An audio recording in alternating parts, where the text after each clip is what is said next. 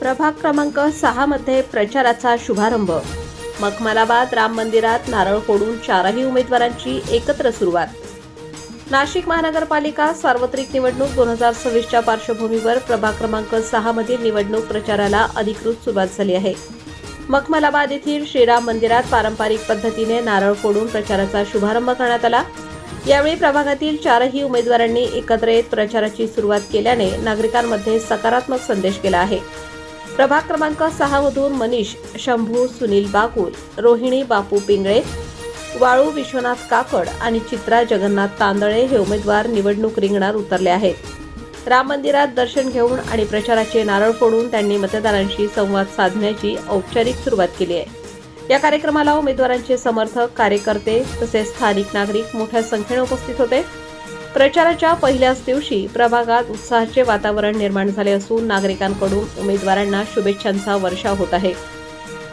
यावेळी उमेदवारांनी विकासाभिमुख भूमिका मांडत रस्ते, पाणी पुरवठा, स्वच्छता, मूलभूत नागरी सुविधा तसेच महिलांसाठी व युवकांसाठी विशेष योजना राबवण्याचे आश्वासन दिले। घराघरात जाऊन थेट संवाद साधत नागरिकांच्या समस्या जाणून घेण्यावर विशेष भर दिला जाणार असल्याचेही त्यांनी स्पष्ट केले। प्रभाग क्रमांक 6 मधील ही निवडणूक चुरशीची ठरणार असल्याची चिन्हे दिसत असून येत्या काळात प्रचार अधिक वेग घेणार आहे। विकासाला प्राधान्य देणाऱ्या आणि विश्वासार्ह नेतृत्वाला संधी देण्याची अपेक्षा नागरिकांकडून व्यक्त केली जात आहे। प्रभाग क्रमांक 6 आत्ताच मखमलाबाद गावातील मारुती मंदिरामध्ये प्रचाराचं नारळ फोडण्यात आलं।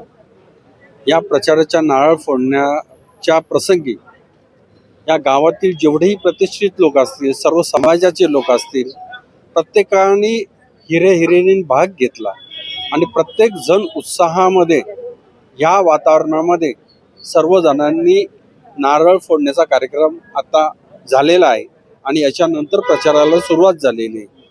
आताच 2 मिनिटांपूर्वी चारही उमेदवारांनी आपलं स्वागत व्यक्त केलेलं आहे।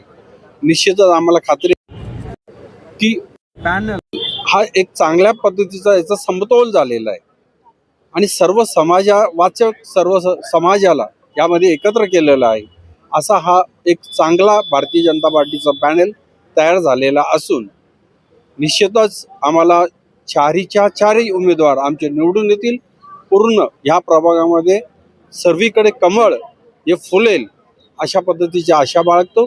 उरलं रामवाडी, हनुमानवाडी हा जो परिसर आहे, या परिसरातील जेवढेही लोक आहेत हे एकनिष्ठ आहे आणि पॅनल टू पॅनल मतदान करतात।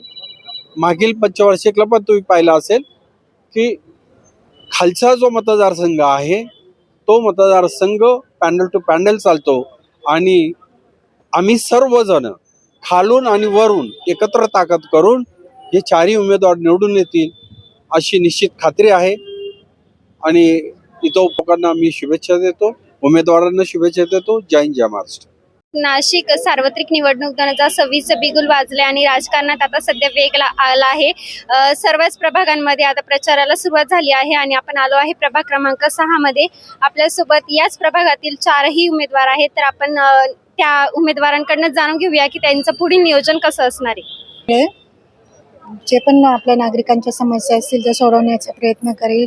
आपल्या जे प्रभागात प्रत्येक ठिकाणी जाऊन सगळे जनतेची काय हे ते समस्या सोडवण्याचं हे करेल। मी चित्रा जगन्नाथ तांदळे, प्रभाग क्रमांक 6 मधून अनुसूचित जमाती महिला राखीव मधून मी उमेदवारी करते आहे।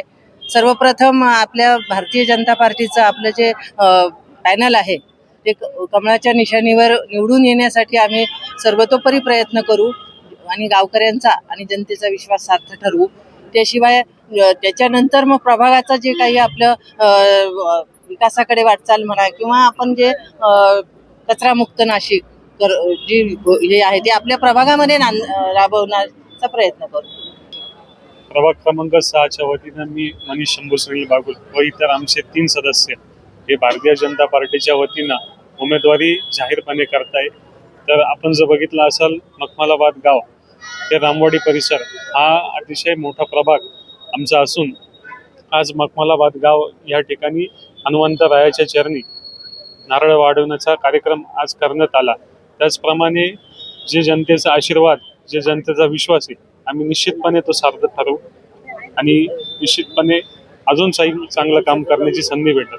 धन्यवाद. कसा ओबीसी मधून मी वाळू विश्वनाथ काकड उमेदवारी करतोय आणि माझ्यावर आमचे 3 सहकारी आम्ही सर्व एकत्र राहून पॅनल पूर्ण निवडून आणू आणि भविष्यात चांगले कामं करू. आता आपल्यासोबत प्रभाग क्रमांक 6 मधील 4ही उमेदवार होते. त्यांनी त्यांचे पुढील नियोजन सांगितले आहे आणि प्रभागाचा कसा विकास करणार आहे तेही सांगितले आहे आणि आपल्याला ज्या उमेदवारांनी माहिती दिली त्याबद्दल त्यांचे धन्यवाद.